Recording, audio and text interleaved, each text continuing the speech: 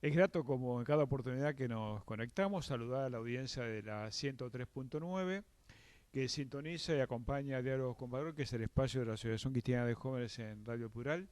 Nos proponemos compartir algunas reflexiones con nuestro invitado y sobre un tema que afecta la vida y la dignidad humana. Se estima que 1.000 millones de personas en el mundo padecen hambre, 9 millones de niños mueren anualmente antes de haber cumplido 5 años de edad. Son cifras aterradoras, por cierto, y que deberían llamar al espanto y a la preocupación. Se están convirtiendo en estadísticas y lo humano parece olvidado. Una locura de las tantas que atraviesan el mundo. A lo mejor está llegando el momento de plantearnos nuevas formas de luchar contra las desigualdades.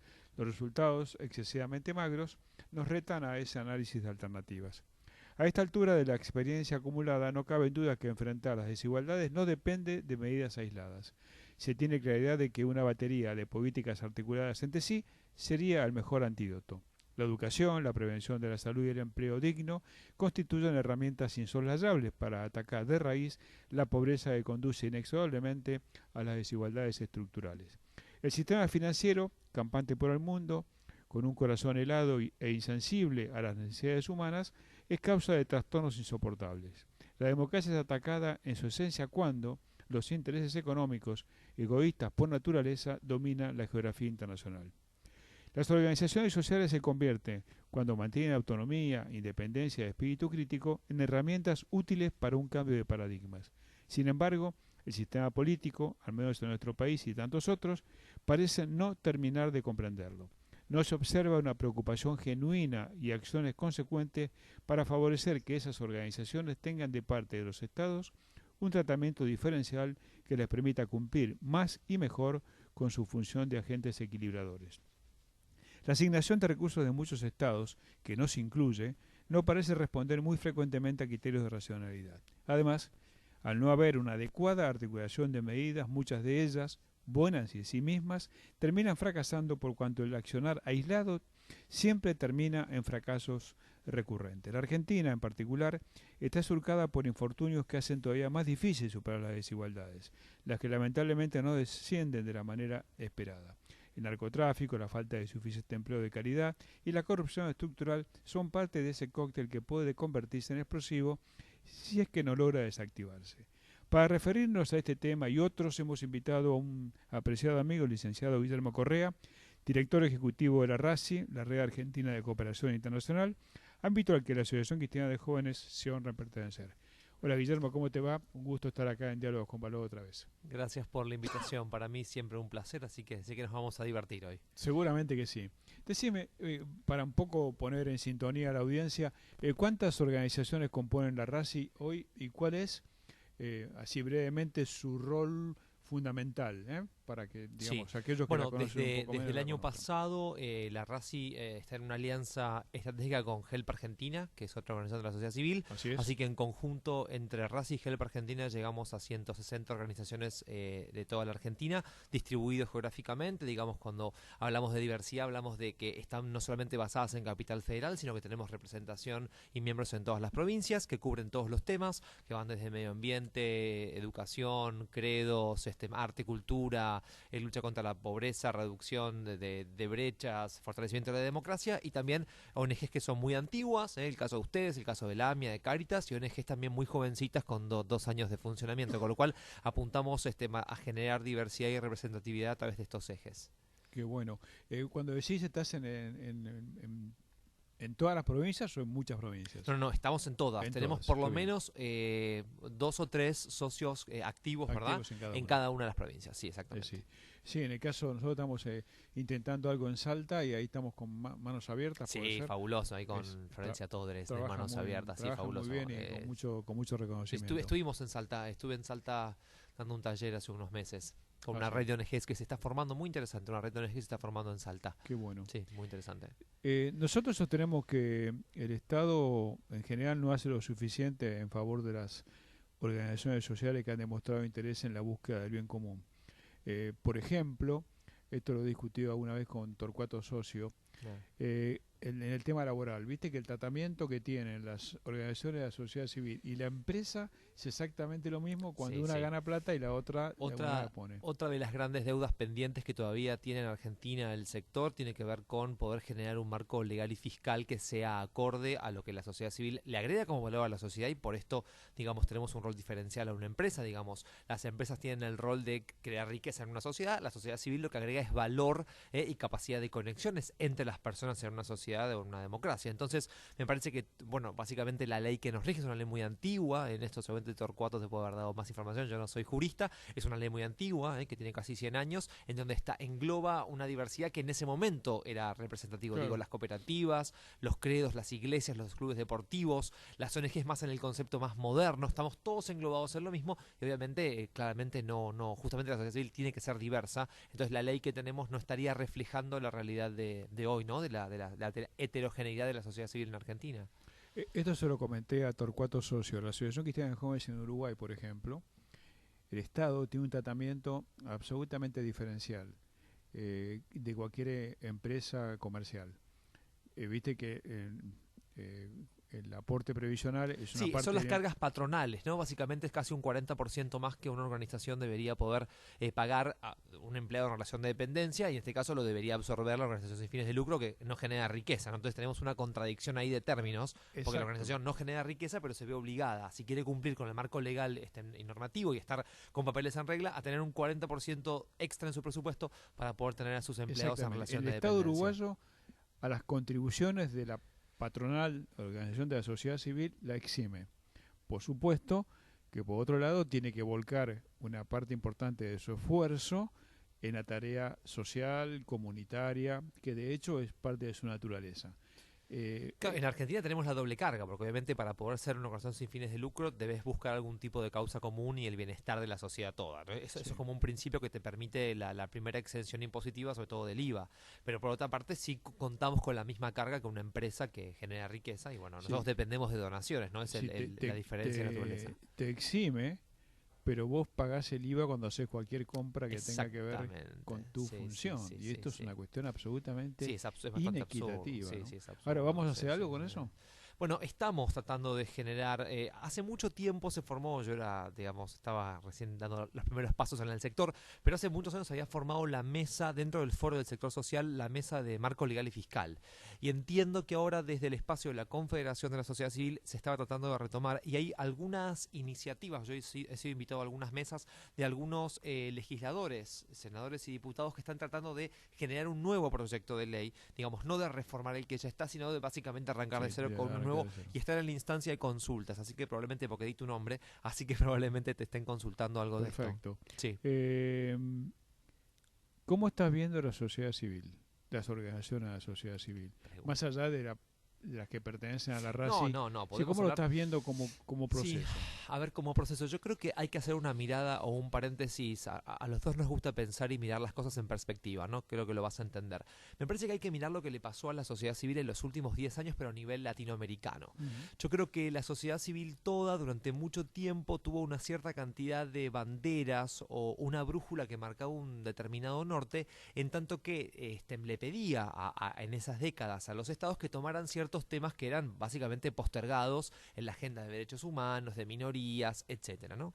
Lo que yo veo que sucedió en toda la región, digo, y esto lo digo para América Latina, de Sí, México hacia abajo, es que con la llegada de nuevos gobiernos, digamos, si uno quiere más populares, por no decir populistas, han tomado muchas de estas banderas de reivindicación que muchas organizaciones históricamente, ¿no? Desde las vueltas a la democracia en América Latina, la sociedad civil se encargó de poner temas en la agenda. Yo creo que muchos de estos gobiernos, no estoy poniendo carga valorativa en si lo hicieron bien o mal, pero sí toman estos temas, y esto ha dejado a gran parte de la sociedad civil de la región como sin norte, ¿no? De repente ujú, teníamos una bandera que de repente te la sacan de las manos porque el Estado, por suerte, digo, la toma, la convierte en política pública, y esto ha generado que muchas ONGs hayan perdido la brújula en términos de hacia dónde ir o cuál es el rol que debe tener.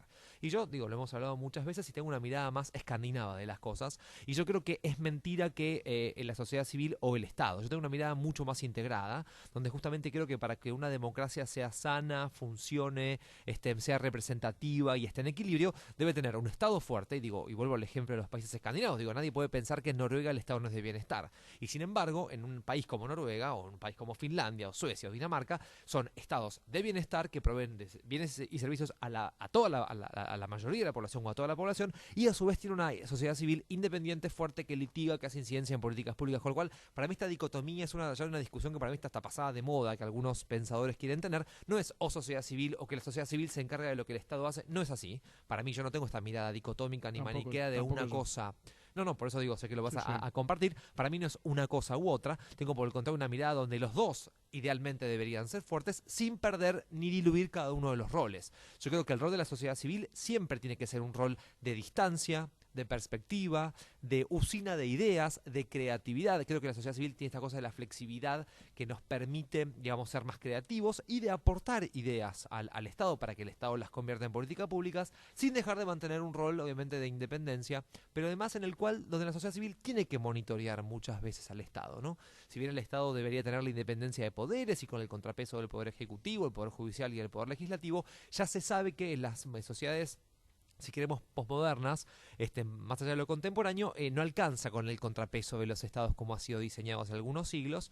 Me parece que hoy estamos frente a una sociedad que quiere participar más, que demanda mucho más, y que también tenemos la ventaja de la tecnología bien utilizada para poder permitir que el ciudadano esté mucho más informado, pero sin embargo, también monitoreando, ¿no? Y pidiendo rendición de cuentas a los estados. Y yo creo que en América Latina esta idea de la rendición de cuentas no está bien entendida y no está bien abrazada. Y sin embargo, lo que fija justamente esto, ¿no? Como el Estado invierte plata que es de todos y recursos de nuestros impuestos, deberíamos tener información de qué se hace, de por qué se hace o de por qué se toman ciertas decisiones. Con lo cual, creo que en América Latina esta reivindicación de estos nuevos gobiernos, si uno quiere, entre comillas, más de izquierda o más de centro izquierda, para poner algún tipo de terminología, ha dejado a muchos sin brújula y sin norte, y muchos hoy siguen repitiendo agendas que para mí están casi anacrónicas y que tendrían que actualizarse mucho más, porque me parece que las cosas y las demandas de la sociedad pasan por otro lado. Y me parece que muchas ONGs tienen que tener la necesidad de reinventarse y también de reactualizar su agenda de reivindicaciones. Comparto plenamente. En las sociedades, especialmente europeas, más avanzadas, la sociedad civil, como bien decías vos, es fuerte y de alguna manera el Estado las apoya porque ejercitan su labor y complementan mejor y mucho más económico que se daría al Estado, y además va generando un sentido de participación y compromiso de la sociedad. Sí, eso creo es que fundamental, ¿no? es otra de las discusiones que no han llegado a América Latina, pero que yo creo que en el corto plazo nos lo debemos como ciudadanos también, que tiene que ver con los estados siendo las primeras fuentes de financiación de las organizaciones sociales, ¿no? Justamente vuelvo al ejemplo de los países escandinavos, que es el que conozco un poquito más. En algunos casos hasta el 95% de los presupuestos operativos de las organizaciones sin fines de lucro de esos países viene del propio Estado, más allá de la ideología o del tipo, obviamente que tienen que cumplir con ciertos requisitos de transparencia y de poder comprobar actividades y programas activos, pero una vez que pasan este control, si uno quiere más burocrático, no importa la ideología o el color o el tinte de la organización, sino que se evalúa el valor que esa organización le da a la sociedad y recibe fondos casi en un 100% del Estado. Cuando uno piensa aquí en pensar en el Estado, dotando de recursos financieros a las ONGs en Argentina, bueno, me parece que tenemos varios temas que ajustar antes para poder pensar en ese escenario, ¿no? Claro, porque rápidamente caeríamos en la sospecha del el clientelismo de esas organizaciones, por ejemplo, y por otro lado, el Estado tiene que estar muy maduro para entender que el Estado no es el gobierno, ¿no es Sí, y cierto? que no debe imponer agenda y que debe dejar independencia más allá que dote de recursos. Entonces, por un lado, tus pares ONGs, si te vieran recibir recursos del Estado, dirían, esta ONG está cooptada o se convierte en un ministerio informal, Claro. o depende de alguno que esté de turno en política. Y por otro lado, obviamente, la necesidad de madurez del funcionario público que esté a cargo de administrar esos fondos para la sociedad civil, que también tenga la madurez y entender que está dotando de recursos, pero que no tiene que controlar la sociedad civil, ¿no? Por supuesto, y alguna vez también compartíamos, creo que con algún invitado, el tema de que a lo mejor la partida presupuestaria para las organizaciones de la sociedad civil también debería venir de parte del Congreso más que del Ejecutivo. Absolutamente. De hecho, hay varios modelos y ejemplos en los Estados Unidos donde son fondos que se votan en el presupuesto nacional, pero por el poder legislativo, que se dota directamente a fundaciones sin fines de lucro. Eso Y esto sí, le genera mucha independencia porque están obviamente opositores mi oficialistas, según el momento obvio. que quien gobierne, pero se vota y esto puede haber una variación, creo que es del más o menos 20%, pero en realidad es un presupuesto casi asegurado, que varía en un porcentaje, pero que dota, ¿no?, constantemente año a año a diferentes fundaciones dentro de los Estados Unidos, ¿no? Recordamos a la audiencia que estamos dialogando con Guillermo Correa, que es el director ejecutivo de la RACI, la Red Argentina de Cooperación Internacional. Eh, Argentina y el futuro. Una pregunta que llevaría a un seminario de varios días. Tenemos tiempo, nos van a Ar- sacar del aire, ¿no, Alberto? Argentina y el futuro en términos del drama de la desigualdad. O sea, vos que tenés la posibilidad, como algunos de nosotros, de comprobar otras geografías y otras realidades, ¿cómo lo estás viendo esto de la desigualdad para que no termine de confirmarse que ya es un problema estructural?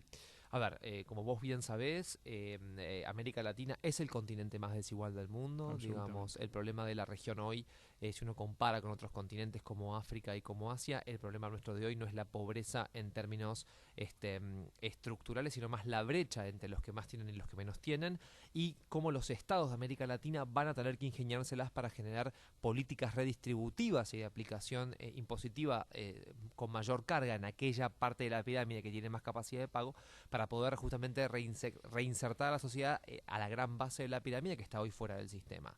Yo veo con un poco de tristeza, por lo menos en el caso de Argentina, digamos, con avances bastante tibios, más allá de algunas medidas más estructurales que se han tomado en los últimos años. Me parece que hay mucho por hacer en ese caso. Y en el caso de América Latina hay algunos ejemplos un poco más esperanzadores. Creo que los avances en Colombia son muy interesantes y para estudiar. Los avances de Perú, algunas de las políticas también de Brasil, ¿no? Esto de que han incorporado a la clase media a cerca de 40 millones de personas, digo, es el número de población argentina prácticamente, podrían ser casos para investigar, pero en otros casos obviamente todavía grandes retrocesos y hasta en muchos casos situaciones de estancamiento, ¿no? Ujú. Si uno piensa que cuando uno entra o cuando un país entra en la categoría de pobreza estructural, difícilmente puede llegar a revertirlo, por lo menos en el corto plazo, obviamente que es algo que para mi país, que es Argentina, me preocupa Mucho. fuertemente. Cuando te comento algo, cuando Sí, sí, tuve la claro. posibilidad hace un par de años de estar en Finlandia con una comitiva de la cooperación finlandesa, tuve la posibilidad de conocer algo que tienen en Finlandia que me pareció fabuloso, que podríamos repetir, que ellos tienen la Comisión del Futuro. La Comisión del Futuro es una comisión bicameral que está compuesta por senadores y diputados del Parlamento finlandés, que está obligado y todo su tiempo y sus competencias están solamente para pensar cómo va a estar Finlandia de aquí a 50 años. Es decir, es una cantidad de personas con expertise, con capacidades y demás, que no puede estar metida en la coyuntura, que está obligado a pensar cómo van a reinsertar a Finlandia de aquí a 50 años. Y es algo que me parece que habla Bárbaro. del tema de la previsión y del largo plazo, ¿no? Que también en Argentina sería interesante poder salir del día a día, de la coyuntura, de las cosas que nos pasan todo el tiempo, que a veces, bueno, son realmente complicadas, y poder pensar un poco más a mediano y largo plazo. Me parece que es algo que Argentina también necesita, ¿no? Como una especie de plan de implementación, una planificación un poquito más allá de los cambios de gobierno, como vos mencionabas antes, ¿no? ¿Cómo evalúas el siguiente comentario? Esto lo he compartido con algunos economistas y no está suficientemente desarrollado, pareciera por lo menos. La Argentina tiene un problema de empleo, Sí. no un problema de desempleo, tiene un Ajá, problema de ajá. empleo Bueno, sí, por el y empleo además negro, ¿no? un problema de empleo de calidad, Sí, totalmente. que son dos cosas que viste que a veces se encubren. No tenemos un tanto por ciento de desempleo, pero no entramos a hurgar ¿Cómo el es la empleo que calidad? Sí, tenemos, sí, sí, sí. cómo Bueno, es es. empleo informal, bueno, yo no soy economista, pero también de escuchar a gente que sabe, este es otro de los grandes problemas de Argentina, que es el empleo informal, porque por otra parte, volviendo a lo que hablábamos de las cargas tributarias anteriormente, genera un montón de cosas que están fuera del sistema también en términos previsionales, y Claro. gente que va a dejar, que va a estar desprotegida el día que tenga que retirarse de la actividad por edad, y al mismo tiempo que no genera ingresos para el Estado hoy, ¿no? Entonces ahí tenemos un doble sentido del problema, como dos puntas del mismo problema, ¿no? Sin Sí, duda, yo lo comparto. ¿no es cierto? Es un tema que me parece que habría que, bueno, nos parece que habría que trabajar un poco más. Y el otro tema, y este está mucho más cerca de tu labor cotidiana, de tu amplia labor cotidiana, que es el tema de la gestión. Argentina tiene un problema de gestión muy grave. Yo lo atribuyo a varias cosas. Una es digamos, la burocracia mal entendida que es realmente ha crecido en número y ha decrecido en calidad. Pero además, eh, nosotros confundimos, me parece, a una gente que trabaja en la actividad privada, no sé si vos compartís, 100%. confundimos el hacer con el gestionar. Sí, lo sé. Hacer hace cualquiera. Sí, sí, Gestionar, sí. alguien dice, "Che, gestionar es lograr resultados. No es solamente hacer, porque para hacer no te contrato. Te contrato para lograr el resultado que es la gestión.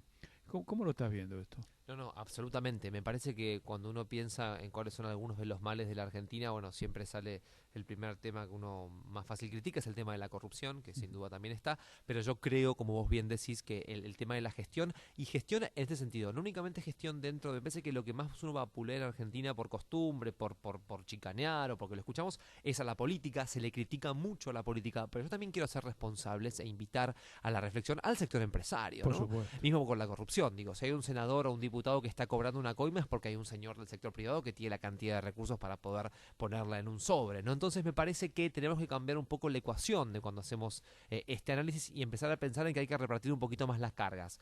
En este sentido me parece que respecto a la gestión también muchas veces hay un problema de idoneidad en los roles y en las funciones, no únicamente dentro del sector público, sino muchas veces también dentro del sector privado. Y Absolutamente. cuando hablo de falta de idoneidad, no hablo de gente que no tenga MBAs o estudios afuera No, o no, PhDs, hablo de un tema de valores, que es algo que claro. también nos convoca en la charla de hoy, ¿no? Me parece que muchas veces uno cree que con tener una credencial universitaria internacional colgada en su escritorio, digamos, alcanza. Me parece que hay todo un paquete de cuestiones que van más allá de la capacidad de aprendizaje en una universidad o dentro de una universidad, que tiene que ver con cómo nos comportamos como ciudadanos y como personas y como seres humanos, más allá de la credencial universitaria obtenida, ¿no? ¿Es así? Eh, ¿Se está dando el pase de la sociedad civil a la política?